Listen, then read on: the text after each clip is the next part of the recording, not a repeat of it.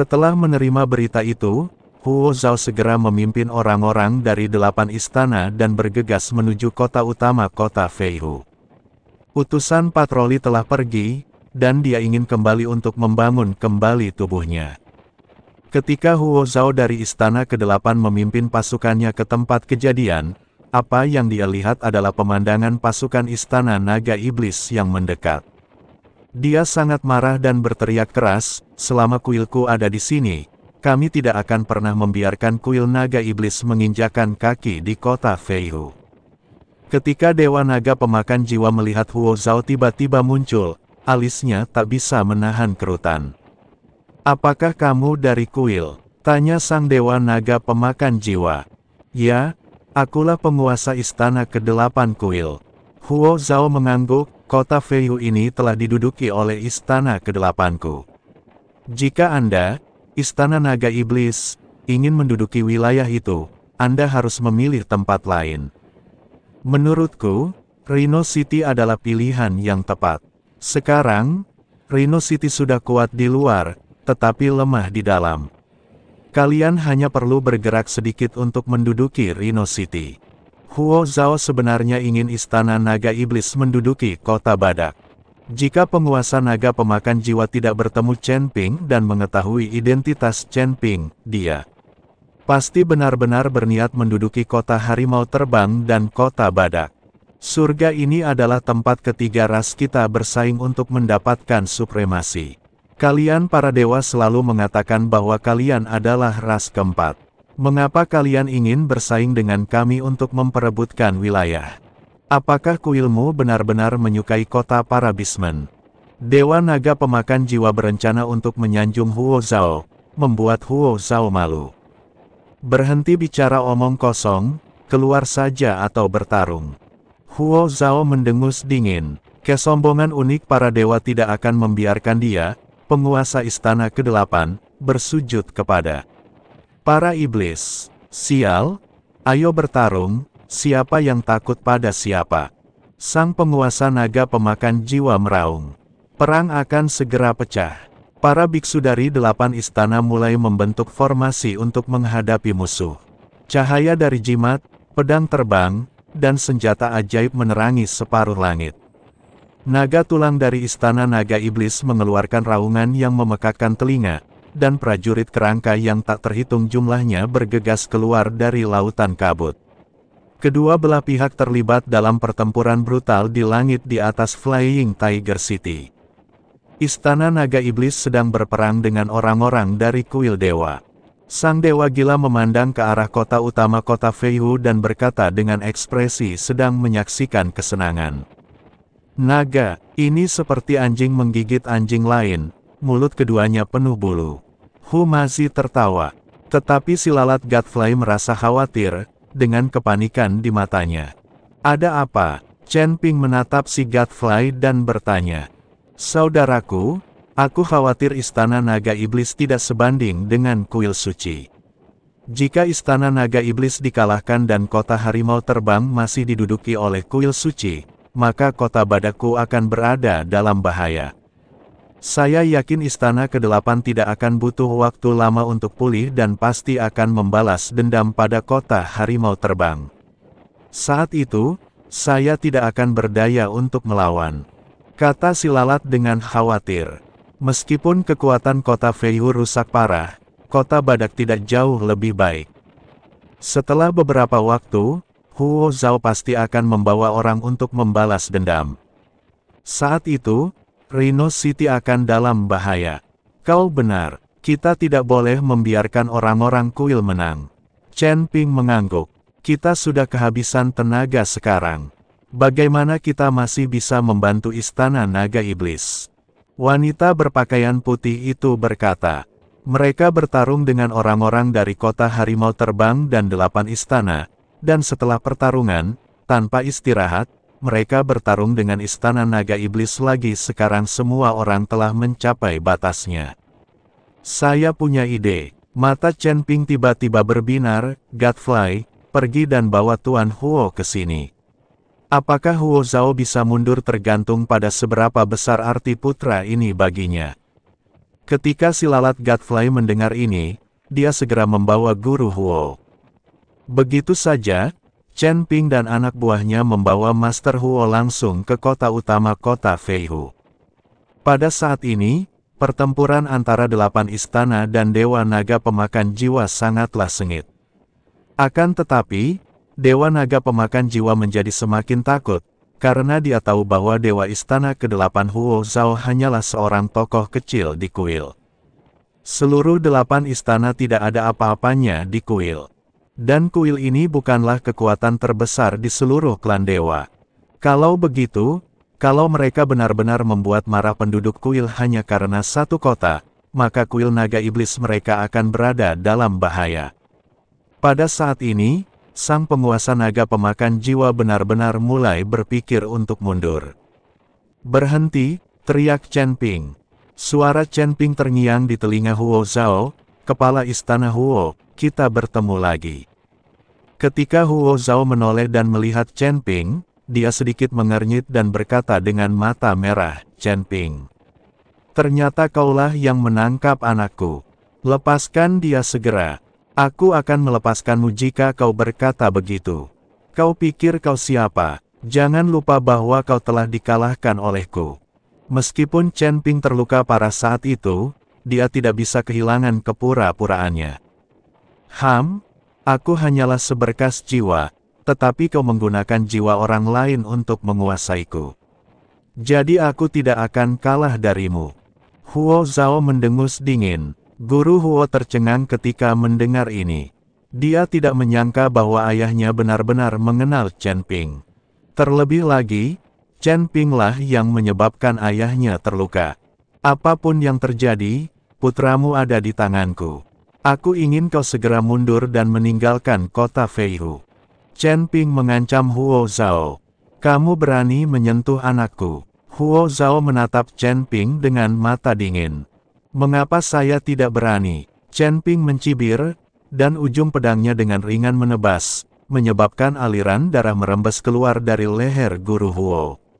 "Yang kami inginkan hanyalah kota Feihu, tetapi Anda menginginkan nyawa putra Anda."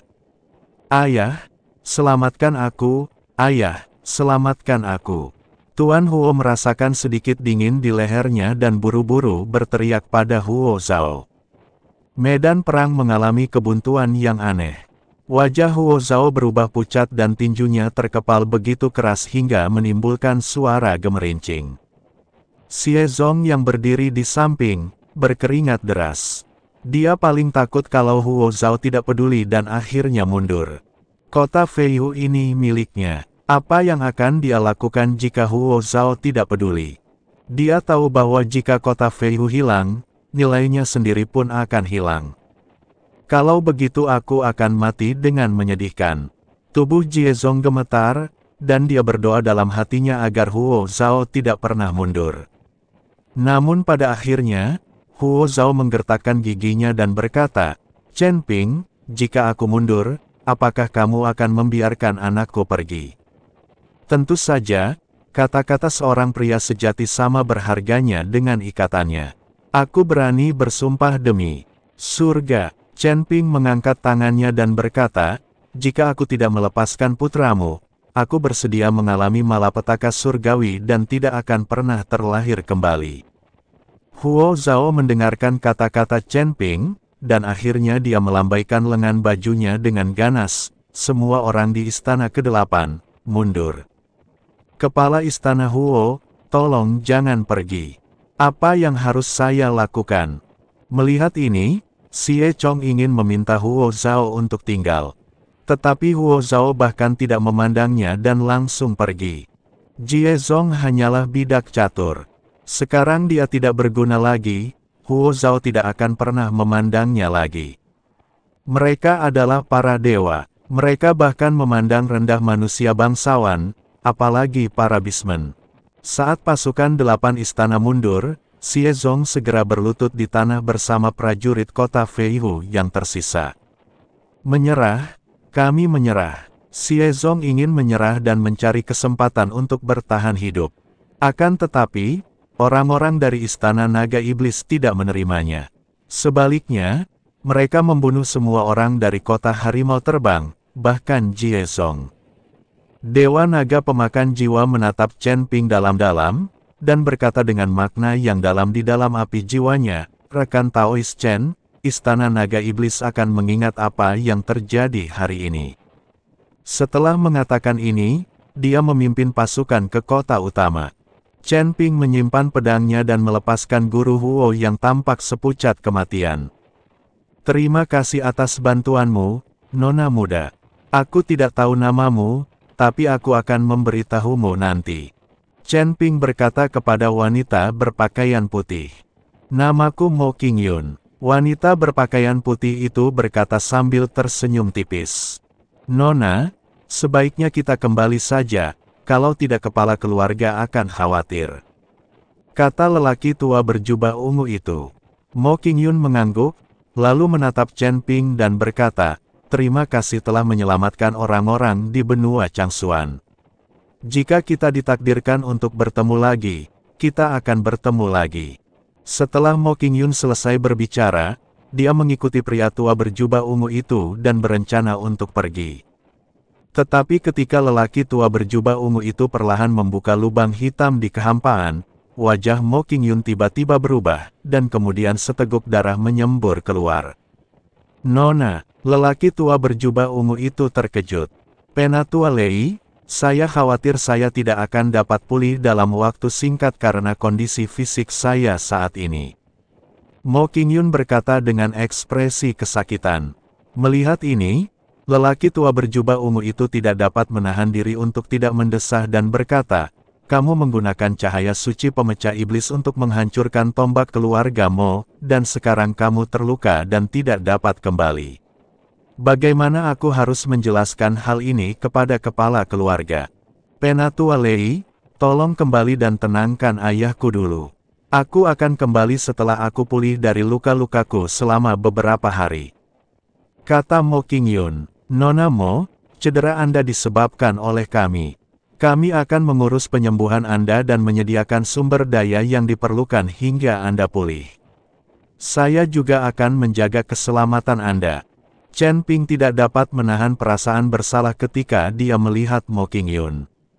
Penatua Lei, karena rekan Daois Chen telah berkata demikian, Anda dapat kembali tanpa perlu khawatir. Mo Qingyun berkata pada lelaki tua berjubah ungu.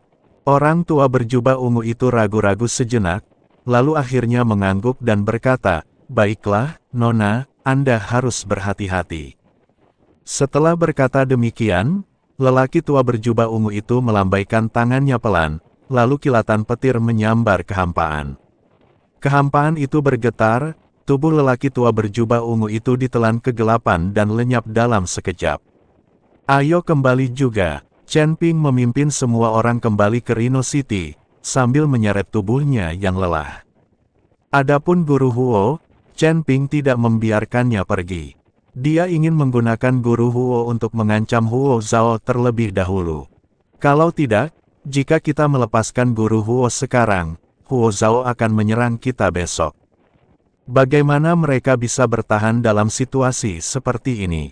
Setelah kembali ke Rhino City, hal pertama yang dilakukan Chen Ping adalah merapikan tubuh Xiu Rui. Adapun Nuo Qing, dia telah menghancurkan dirinya sendiri dan berubah menjadi abu, bahkan tidak meninggalkan mayat. Meskipun dia belum lama mengenal Xiu Rui, Chen Ping selalu menganggapnya sebagai saudara di hatinya. Hu Mazi juga tampak sedih. Setelah periode kontak ini, Hu Mazi juga menerima Xiu Rui. Saudaraku, selamat menempuh perjalanan. Aku pasti akan membalaskan dendammu. Aku akan membunuh semua orang di Istana ke-8. Chen Ping menatap tubuh Xiu Rui dan berkata dengan mata dingin. Baiklah, ini tidak bisa dihindari, jangan salahkan dirimu sendiri. Hu Mazi menepuk bahu Chen Ping. Chen Ping menatap tubuh Xiu Rui dan berkata dengan mata dingin. Baiklah, ini tidak bisa dihindari. Jangan salahkan dirimu sendiri. Hu Mazi menepuk bahu Chen Ping. Sesaat kemudian, kedua pria itu menguburkan jasad Xiu Rui. Bagi Nuo Qing, Xiu Rui beruntung karena dia masih memiliki jenazah yang harus dikuburkan. Bahkan ada kesempatan untuk bereinkarnasi dan memulai hidup baru. Namun setelah penghancuran diri, semuanya akan menjadi abu, dan tidak ada kemungkinan untuk bereinkarnasi sebagai manusia. Jadi sebagian orang tidak akan memilih untuk menghancurkan dirinya sendiri bahkan jika mereka meninggal. Pergi dan periksa ayah mertuamu. Kurasa dia juga sedang tidak enak badan, kata Humasi. Chen Ping mengangguk dan pergi melihat Bai Yi. Bai Yi jelas jauh lebih lemah setelah pertempuran ini. Kematian Nuoking merupakan pukulan besar baginya.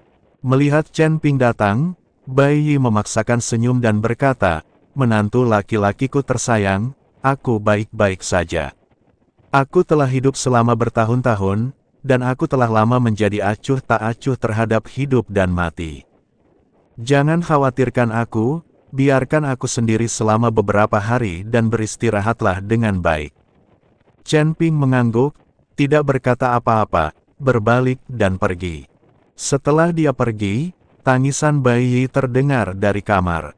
Meskipun Nuoking adalah bawahan, dia setia dan meledakkan dirinya untuk menyelamatkan Bai Yi. Bai Yi merasa sedih. Chen Ping pergi dan kemudian menemukan Mo Qingyun. Mo Qingyun dalam kondisi yang sangat buruk, wajahnya sedikit pucat, tetapi ketika dia melihat Chen Ping, dia masih memaksakan senyum. "Nona Mo, saya akan membawa Anda ke suatu tempat yang akan membantu Anda pulih dari cedera Anda." Chen Ping berkata pada Mo Qingyun. "Kemana harus pergi?" Mo Qingyun bingung. "Anda akan tahu saat Anda sampai di sana," ucap Chen Ping, lalu dia melangkah maju dan menarik Mo Qingyun, lalu langsung masuk ke menara penekan iblis. Saat Mo Qingyun tiba di menara penekan setan, dia langsung tercengang. Karena ada batu abadi yang tak terhitung jumlahnya di menara penekan setan ini. Energi spiritual di dalam menara 1000 kali lebih padat daripada di luar.